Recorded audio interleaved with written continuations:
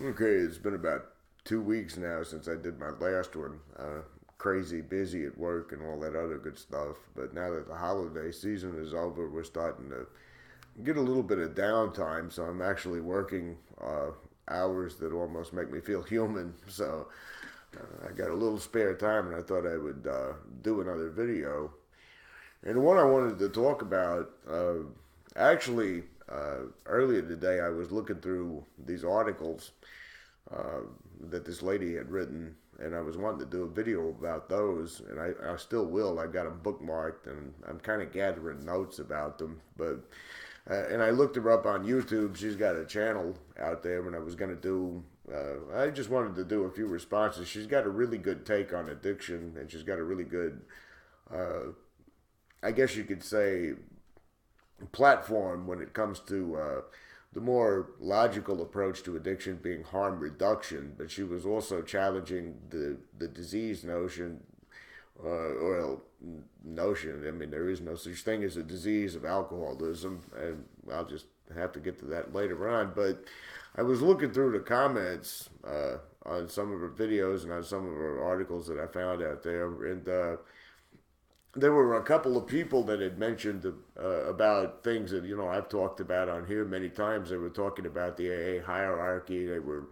But someone left a comment about the type of abuse that goes on in AA, and the way these people are protected and the way they get away with it, which is something that still outrages me. Even now, almost this will be, now that we're in 2018.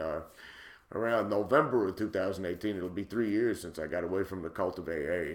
And it's been almost that long since I've had a drink. But the idea that those people are able to get away with the things they get away with while they hide behind their cult religion, to this day, it just fills me full of disgust and anger. But somebody commented to that person, and they said something I've actually heard before. That's a defense that I've seen these cult members use. But they said, if you chose to go to a room full of drunks and drug addicts, what did you expect to have happen to you?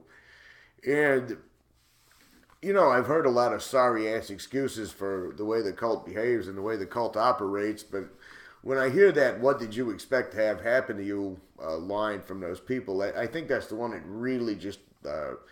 really just angers me the most. I mean, that really just fills me up with rage. I just want to punch one of them in the face when they say something like that. But it got me to thinking about the whole entire idea of saying that the logic behind that type of statement is saying that because someone's naive, or because someone's gullible, or because someone makes a poor decision, that in and of itself is somehow some kind of crime, and it's punishable by I guess being abused, I guess by being exploited, by someone stealing off of you or something like that. I mean, it seems like a really rather extreme punishment to give people for just being naive. And I was thinking about, I don't think, I'm not blind enough to believe that our justice system is perfect, or any other nation on earth has a perfect justice system, but I can't honestly think of a single law anywhere in any country that says being naive or being foolish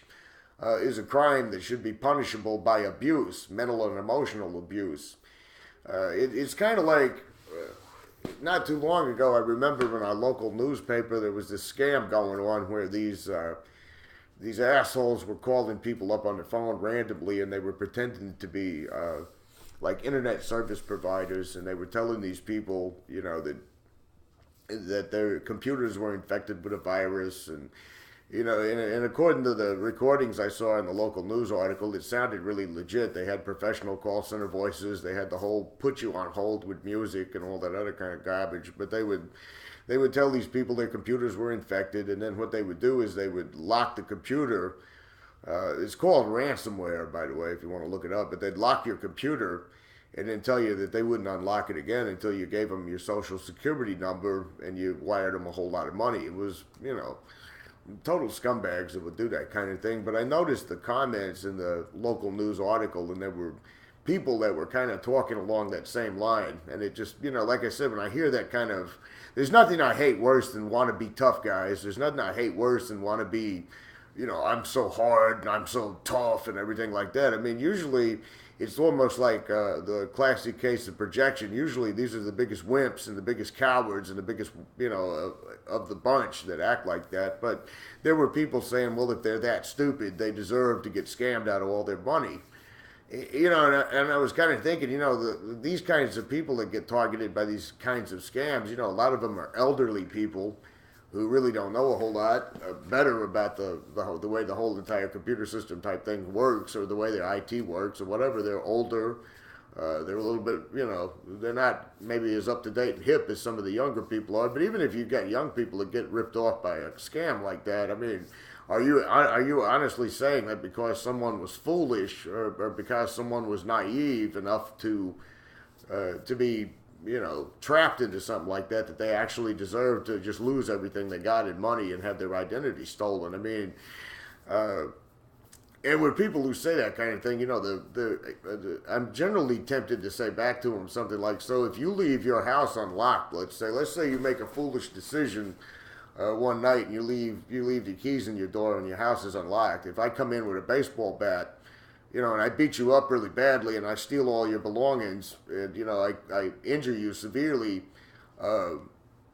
I should be let off the hook for that, and you should be held accountable, because what did you expect if you left your, back door unlocked, right?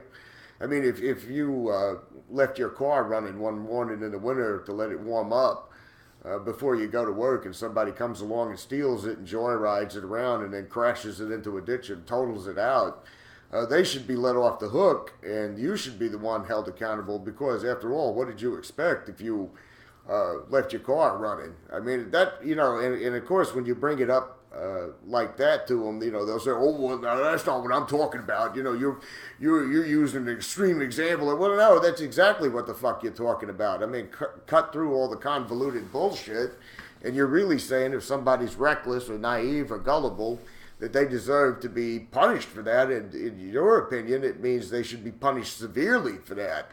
Even up to the point of death, or the point of rape or robbery, right? I mean, there's nothing that pisses me off worse than to hear that kind of talk.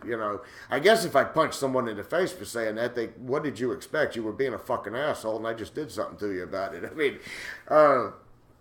but I've heard that kind of line of reasoning. I mean, I think anybody familiar with the AA cult religion knows that line of reasoning is really predominant in the AA culture. If something bad happens to you, if you're screwed over, or someone steals from you, or someone does something really low down to you, you play a part in that, and it's your fault in some kind of way.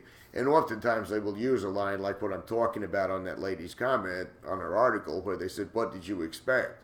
Well, I'll tell you what someone expects when they come to Quackaholics Anonymous. I'll tell you what I expected when I came to AA. The thing I expected, the thing I was looking for, was for help with my drinking problem.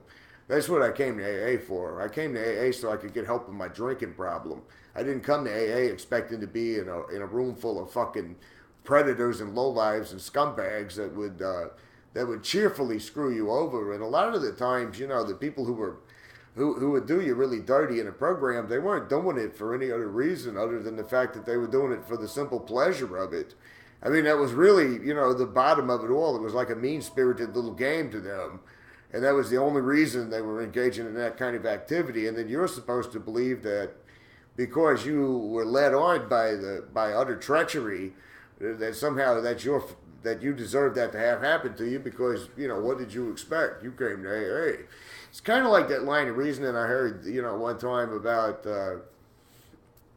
what's her name? It was Chrissy Hind. And, I'll piss a lot of people off for saying this, because a lot of people, kind of cheered her on for it. But she said, when she kind of dealt with a sexual assault when she was younger, her attitude was, well, I was drunk and I was, I was dressed provocatively, so what did I expect? And then she kind of said, well, I'm not talking about everybody else, I'm talking about myself. And to me, you're sending, maybe you're saying that from your own experience, but I think that's a really shitty thing to say, because you're really saying to everybody out there who's ever had something like that happen to them, you were drunk, and what did you expect? Well, I'll tell you what a drunk man expects. A drunk man, he expects to get drunk and buzz and feel good. You know, if the AA line of reasoning and the victim blaming mentality of AA is saying that if I'm so intoxicated in a bar, or if I'm trying to get home and I'm intoxicated and I'm staggering along and, you know,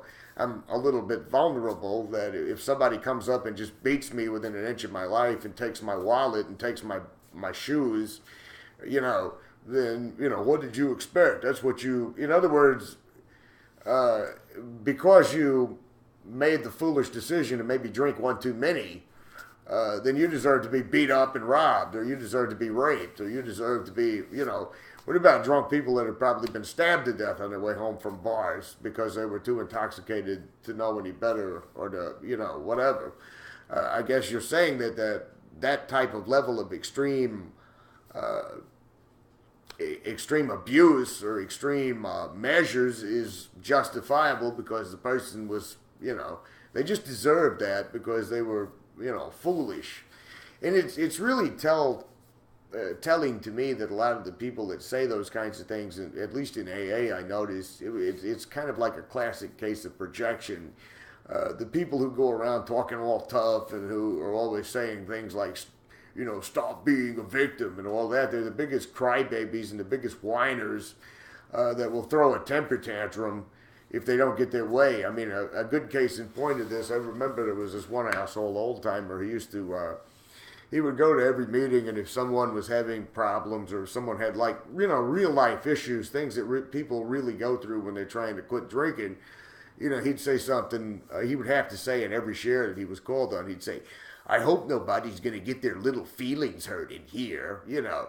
Like, he's just so tough, you know, and all that shit. And yet one time I saw him, like, literally throw a little temper tantrum because the speaker at a birthday meeting only had 1 year of sobriety, you know, and he was outside the smoke area, and he's like, I've got 17 years of sobriety. I shouldn't have to sit here and listen to some motherfucker with 1 year of sobriety. And, you know, I mean, you know, it was really tempting to just go up to him and say, well, sounds like you got your little feelings hurt, doesn't it? It's like I said, a classic case of total projection with these people. And kind of like one guy I knew that used to say, well, at the time, you know, I don't lie and I don't steal. That's two things that you'll never find me doing. And, of course, you know, you already know what I'm about to say. He did both of those. But I think the thing that I really wanted to convey when I sat down to talk about this, other than the fact that I just needed to vent a little bit because that does piss me off so much, is that a major part of deprogramming for me when I left AA for good, I've heard other people in some of the online communities, you know, that I participate in, that talk about, you know, their minds are still poisoned by those AA slogans and those thoughts, and kind of like almost like a learned behavior that you get from being around a cult for so long. And questions will come up like, how long does it take, you know, before you get over this shit? Or how long does it take to put it past you? And I mean, a lot of it is indeed a work in progress when it comes to deprogramming. I mean, I'm certainly, you know, way more free and liberated and a lot more content with my own personal life. I pretty much was getting that almost immediately after I left AA. I'm going to say within my first year of leaving AA. But I think one thing that was kind of in my mind for a very long time after leaving AA was that kind of conditioned thinking to believe that I actually deserved to have bad things happen to me. That if I made a stupid mistake or I made a foolish decision, that somehow or the other I was totally and completely to blame for that foolish decision. I mean, you know, even if it's some silly little mistake, somehow or the other there was some part of my mind that would have this little, you know, emotional reaction that would say, you know, you really are just a worthless human being. You know, you really do deserve this. I mean, you just deserve what happens to you because, you know, you put yourself in that position anyway because you're not smart enough or you're not good enough or, you know, whatever. It was a little voice inside my head that it took, I'm going to say, I can't remember, you know, exactly. It's not like I woke up one morning and it wasn't there anymore. Or, you know, all of a sudden, you know, just at the drop of a hat, it just stopped doing that to me. But it was something that I've noticed I don't have as much anymore. I don't have that feeling that underneath the surface of everything that I'm to blame for it all, or that if I make a foolish decision and something really terrible happens to me, that automatically I have to say, well, what did I do to deserve this? Which is something I think AA conditions you to do. I think in general, I just noticed the constant self-abasement that goes on in there. But you also, it's funny how clear it is to me now. It wasn't clear back then. It wasn't as obvious back then, which is kind of funny. It's another one of those things where hindsight is 2020. The very people that were drilling this into my head, the very people that were telling me, if you do this, what did you expect? Or, stop being a victim, or, look, own your part in it and all that other stuff. They didn't practice any of that shit. I mean, these were the kind of people that they didn't, even put on the appearance in meetings of even actually practicing that stuff. The only thing they were good at doing on something like that was telling new people and vulnerable people and people who relapse. They were good at throwing those kinds of degrading remarks at them to humiliate them more, but in their own lives and in their own personal practice and even in their own personal behavior. There was none of that stuff present, and yet for some reason I was listening to those people as though they had some great truth to offer, as though they had something worthwhile to say. I mean, I think that's the one biggest thing that was major for me when I was deprogramming, and still deprogramming, I guess you could say, but that was one major thing that I learned to get past. It was the idea I had to justify my existence some kind of way, or that these people's opinions meant something to me. I mean, really and truly, when I looked at that comment, like I was saying on that article about what did you expect, I mean, I should have looked at it and just thought to myself, well, if you're the kind of asshole that would write something like that, you're not even worth paying attention to. Which I'm not going to say that it, gave me some major grudge or anything, or it ruined my day off. It occurred to me how many people out there were probably struggling with that same little inner voice up here that tells you that, you're not good enough, or that little inner voice up here that feels that you got to justify yourself to judgmental assholes. It occurred to me how many people out there might be eat up with that same kind of feeling. And I kind of wanted to put this out here on this video to let you know that voice inside your head is just cult conditioning is all it is. It's just mental cult conditioning. And you can overcome that with time.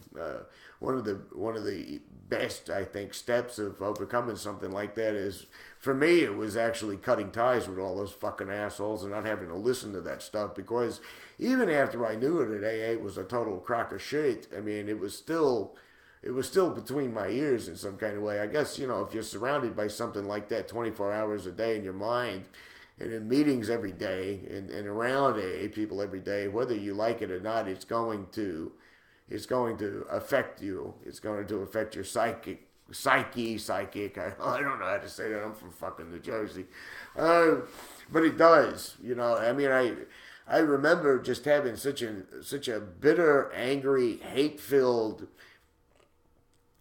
almost, just hopeless view of the world in general during my time in AA. And, I can look back now on it and I can actually say all that was happening because I was surrounded by such awful people. I was surrounded by such terrible people.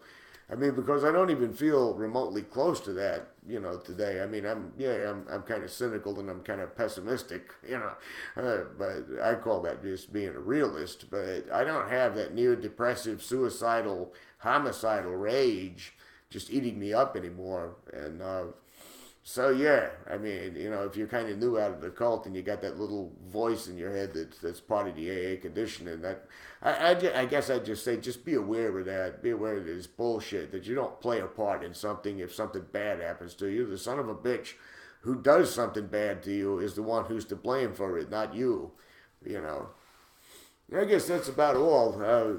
Next video I'm going to do is going to be about that article I was talking about. I can't quite pronounce her name correctly, so I won't say it on this video. I'll wait till I got all my notes down pat.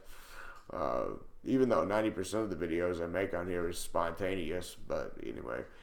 Until next week, hopefully, and not 2 weeks.